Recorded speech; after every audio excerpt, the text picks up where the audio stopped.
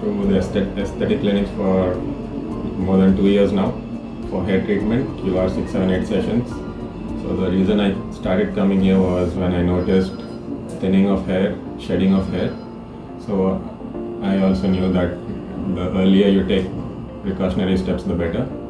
So I came to consult the doctor, Dr. Devraj Shom, and he advised and suggested these sessions for me. So I started seeing results almost within the first month, and I was happy with what I saw, so I continued. I saw a thickening of hair and lesser and lesser hair fall as the sessions went on and as the days went on.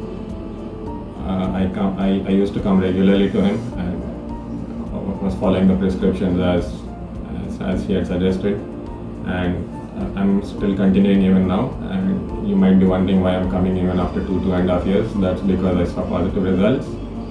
The frequency of visits have reduced, and what I'm coming now for is maintenance sessions. And I'm still happy and will continue to do so. Thank you.